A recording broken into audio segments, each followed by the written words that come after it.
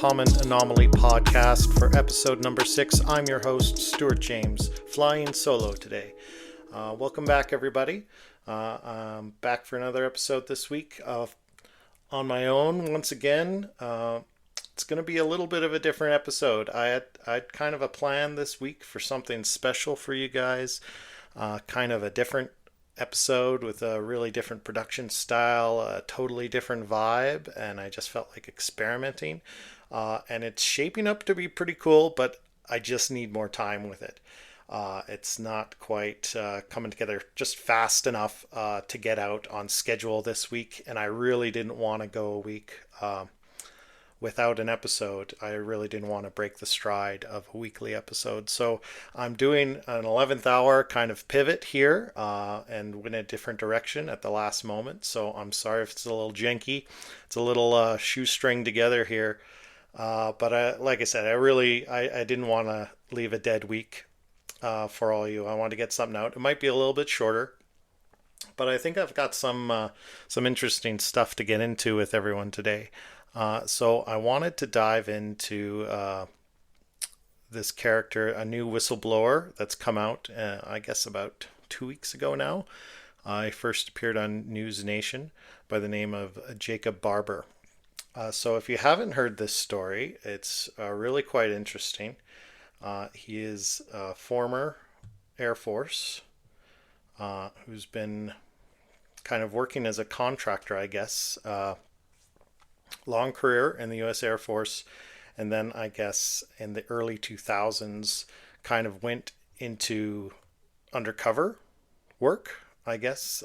He started his own kind of piloting business and some legitimate business ventures of his own, which I guess were basically cover for his career as a kind of spec op kind of team that would do UFO recoveries or UAP recoveries for the government under the skies of this legitimate kind of piloting business. Really interesting story. So he was interviewed by Ross Colehart of News Nation. And so I've grabbed a couple clips from that interview, which we'll listen to in a little bit. But yeah, absorbing a lot of information about this guy. He's kind of joining a long list of whistleblowers that have come out in the last several years. You know, David Grush, a couple years before him, there was the Nimitz videos that came out that the Pentagon actually released. That's really what launched this kind of modern age of disclosure, if you want to call it that. So really interesting things going on. I'm not quite sure what to make of this guy. He's really interesting. And a lot of people have come out to kind of confirm who he is and his story. He seems like a legitimate fellow. And he's got quite an interesting story to tell about what he believes is a recovery operation of an alien spacecraft.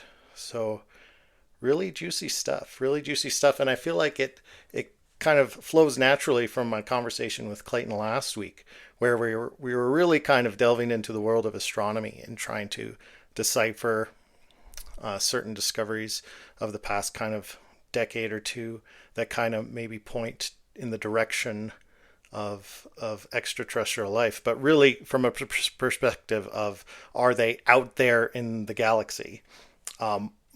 Less so much of a conversation of, are they here visiting Earth? And I'm kind of disappointed Clayton and I never rolled around to getting to that aspect of the conversation, but we were so deep on that other end of the spectrum that we never quite got there. So maybe I'll follow up with Clayton on another day, and we'll cover this same material again, and I'll get his opinion. But yeah, so first off, I've got the interview here, and let's just take a listen to this first clip, and then we'll have a reaction to that. In your time in deployment, you met certain people from an aerospace company, didn't you? Yes, I did. Now, it's also part of the constraints you operate under that you can't name that aerospace company. Correct. There's no good reason to name them, even if I wasn't constrained. What were they doing there? Well, they were supporting us with some new weapons technology that could be used to disable vehicles and aircraft. I can disclose this. Yeah. My understanding is that they were essentially using, it was actually, I think it's a matter of public record, that microwave weapons, pulse microwave weapons, were being used at that time. Correct. There were some early prototypes that were being used at that time. And I met individuals that were there representing the companies that were providing that service to the government, made some friends, and those relationships led to opportunities later in the California desert where I began my journey. Before we go any further. Okay, so immediately two aspects of that clip kind of jump out at me as strange. For one, I got to challenge that assertion that there's no interesting reason to mention which aerospace company he was aligned with or was making inroads through. That seems very relevant. Really curious to which company is involved in this. Because that's the aspect of it. It's often speculated that using private industry to kind of help with the cover-up of exotic technologies and alien technologies is one way the government gets around kind of public disclosure, because the government is beholden by law for a certain degree of transparency with the public, but they can get around that by using private industry because private industry isn't beholden by the same laws. So I would really like to know which company this is. If your goal is truth and disclosure, surely that's very important information, because that's who the public would then, the next step would be to put pressure onto that company to say, hey, what do you know? What do you have? And they may or may not bow to that pressure, but that's how we get to the truth. So I really have a problem with that statement when he's saying it's not really important. That's very important. The second piece is this reference to microwave pulse weapons used to disable aircraft. So that's really interesting, because there's certain accounts of vehicles, aircraft, other aircraft being disabled when in proximity of craft UAP that we're hearing described in his account and in other accounts later. So it kind of establishes that there's a form of weapon system or technology that is known about that is not necessarily classified, that it would explain some of these interactions with UAP that we see. So, okay, let's take a listen to the second clip. And that's the primary reason I'm here to speak to you today. Do you think Congress is being misled, deceived about what is secretly known about non-human intelligence, alien life? Engaging. It's clear they don't have the full story. What's being held back? Just about everything. But there's another problem. I don't even know that they're giving it a proper attention to begin with. So unfortunately, Congress is very ignorant when it comes to the subject. So very recently, the Pentagon spokesman assured press reporters in a Pentagon briefing that there is no evidence of extraterrestrial engagement with planet Earth. Is that true? No, that's not true. Now, they like to hang their hat on some key words there, extraterrestrial. So that means outside of the planet Earth. And that is yet to be determined by my best understanding. So you're saying you know for a fact there are aliens? Yes, 100%. There are alien craft? 100%. Have you been involved in the recovery of those alien craft? Well, Ross, yes, I have. Okay, hold the phone. Okay, so here's my problem. I've had to listen to this clip like 5 times, and let's tease it apart because I'm a little confounded. So they're discussing how Congress is in the dark. The Pentagon has come out with a public statement just recently in response to this saying, no, absolutely, we have no evidence of extraterrestrials. Jacob Barber asserts that that's a lie, that's false, that he knows for certain that there is extraterrestrial, and he says they're kind of using a lie of omission in the fact that they're using the word extraterrestrial, because that is to be determined as far as he knows. And then Ross Coulthart comes back and says, but do you know for sure that aliens exist? And he says, yes. You know the craft exists. Yes. You've recovered them. Yes. That feels like a massive contradiction to me. It feels like he said, this hasn't been determined, but I know for certain that it has. And the kind of minutes that follow this clip, they don't really establish that in any meaningful way that I can tell. Maybe I'm missing something. Maybe there's something lost in the edit of the interview. But Ross Coulthart doesn't seem to realize that there's a massive contradiction in what was just said. So I don't get it. I don't know. I'm starting to feel like, okay, this gentleman, Jacob Barber, he seems genuine to me. His career seems legitimate. He was obviously involved in sensitive material recovery that, is probably experimental craft by the government. And maybe he's just seen exotic craft that he thinks is alien in nature, but doesn't really know. And I mean, if your job is recovery, if you're a pilot and it's the whole purpose of your team is just to go pick up things the government tells you to pick up and deliver it where it needs to go, you're not necessarily being told what it is, what the nature of it is. That feels like that's got to be speculation on his part. So I don't know what you think. I mean, I can believe that he's seen strange things. Obviously, he's tasked with handling sensitive equipment, but that doesn't necessarily mean he's privy to the nature of that equipment. And maybe we have some pretty exotic stuff. And that kind of pertains to our drone conversation from a couple weeks back. Maybe we really do have some very exotic aerospace technology at our access, and it's being kept quiet. And maybe that's the root of a lot of the UAP phenomenon. Maybe it is just we're really technologically farther ahead of the curve than we think we are, but it's all very classified. And that's what his job is about. And maybe he's just encountered some things that are very particularly strange to the point where it's mystifying to him, even though it's part of his job to handle sensitive material. So, yeah, that's where I'm at with it right now. I've got one more clip to listen to. So let's have a look at that. But yeah, I believe this guy's genuine, but I'm starting to have my doubts that he knows for sure what he really knows. So it became very clear the first time we recovered something that was non-human in origin, that it was precisely what we were dealing with.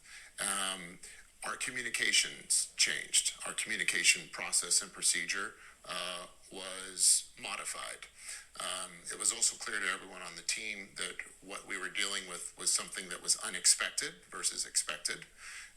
And then just visually looking at the object on the ground, you could tell that it was extraordinary and anomalous. It was not human. How close did you get? Well, I was a helicopter pilot, and I operate with 150-foot to 200-foot long line. So I got within 150 feet of this object. What did you see? I saw an egg, a white egg. How large was the object? I would say approximately 20 feet, plus or minus a little bit, about the size of a large SUV. Did it have any seams? No. What? And it was pure white? It was like pearly white, like a metallic pearly white, the best I could assess. I mean, what you're describing sounds like something out of a TV show. Yeah. Well, Fortune, I'm going to share some images with you, and you can see one of these flying in the sky, if you like, in broad daylight. Okay, so this scans. So now he's describing this particular experience where he feels like he really encountered something truly out of this world, something truly alien. And he's describing, prior to this clip that I grabbed, they're talking about, other missions he's done and other materials he's handled, and how, it's really quite boring. And the reason why he knew he was dealing with something very exotic, very unusual in this particular circumstance and that everybody on his team felt weird about it. Protocols had been changed in how they were to handle this particular task, and the strangeness of the object itself he describes an egg. And there is a video. I'll link to this in the show notes to the entire interview if you want to check out the whole thing. It's almost 3 hours long, so we're not going to cover it in that much detail here, but it's all over YouTube, and it's by no means this one interview. He's really doing the circuit, Jacob Barber, and there's a video attached that's attributed to this experience where he's, I guess, covertly taken footage of what they were dealing with, and it's an egg-shaped craft. It is kind of an interesting video.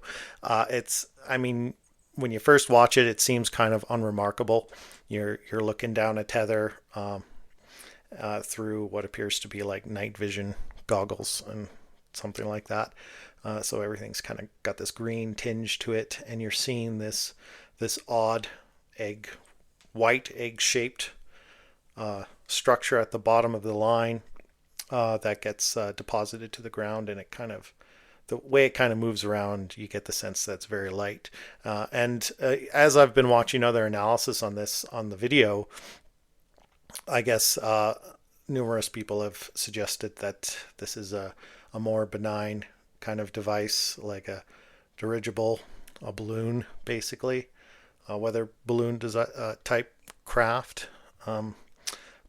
But you really can't tell from the video, right? You can't tell from the footage. It's just not clear enough at the distance it's at and the quality it's at to say for certain what it is. It certainly does look strange.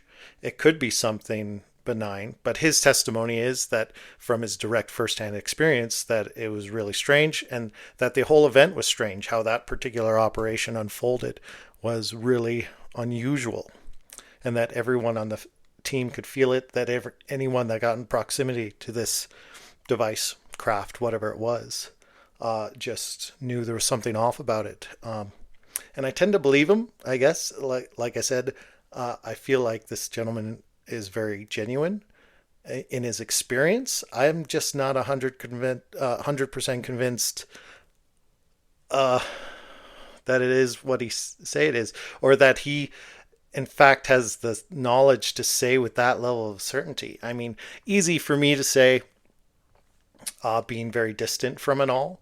I want to believe him. It sounds very interesting. And it's really strange since this interview has come out. It's about a week and a half to 2 weeks ago that this first came out. This news broke, but just 2 days ago, I believe, Trump's press secretary came out because Trump had promised to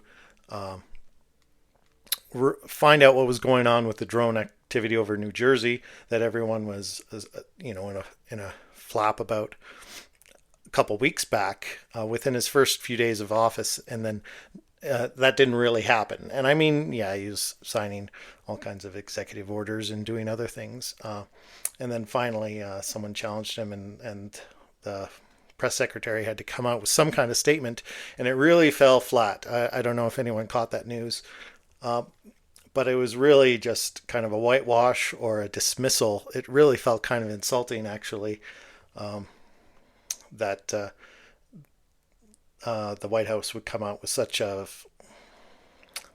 flat statement that really was just a dismissal and a go nowhere of, oh yes, these were FAA approved aircraft, and they were just benign, and the rest was just hobbyists and misidentifications, which is what we were hearing throughout the whole flap, and really contradicts a lot of statements by the FAA at the time, several weeks ago. So it feels insulting, because it feels like you think we just forget all the details of that event that was just not even a month ago.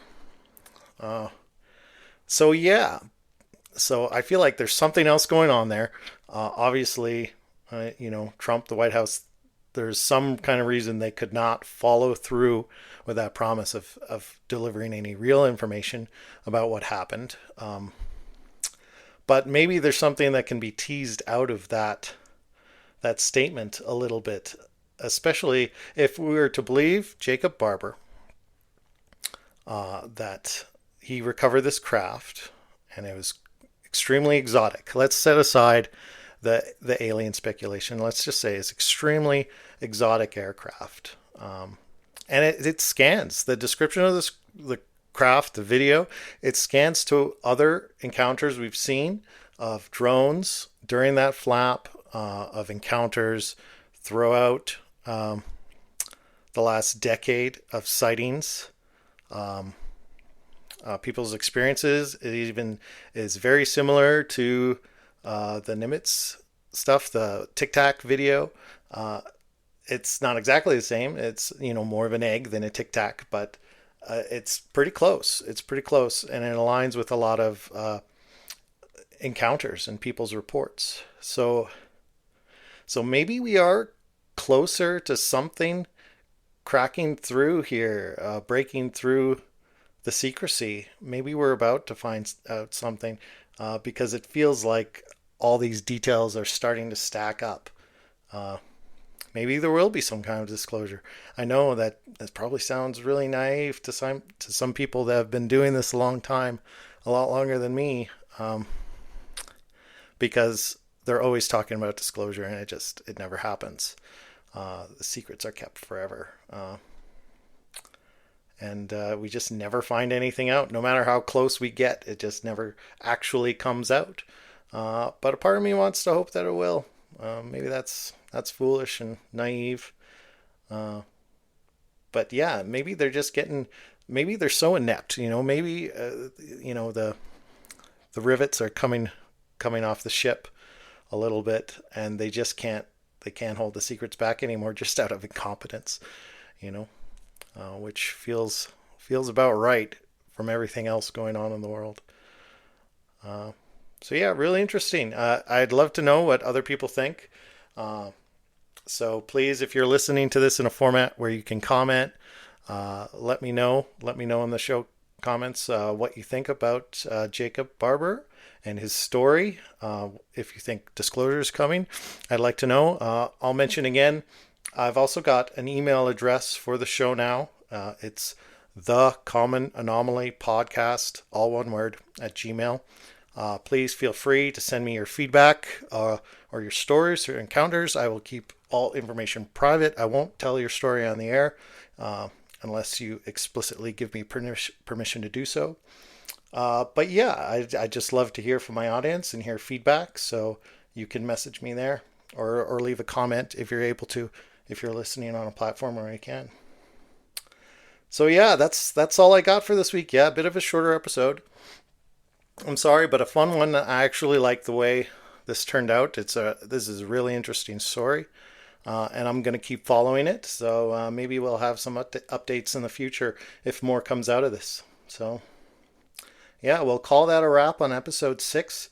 Thanks for joining me again. Thanks for being understanding of the show this week. And yeah, that other episode, I think it's going to be really cool. I'm going to keep working on it. So maybe that'll be episode number 7, or who knows, maybe I'll just keep working on it. And because it's going to be a little bit of an outlier, a different style, maybe I'll just finish it and drop it somewhere as a midweek episode, a little Easter egg to watch out for, something like that.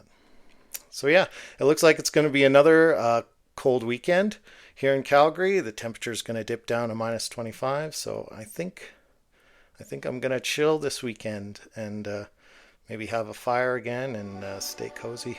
So yeah, stay safe out there, everyone. Thanks for listening. Thanks for joining the show, and join us again next week back at the Anomaly. Good night.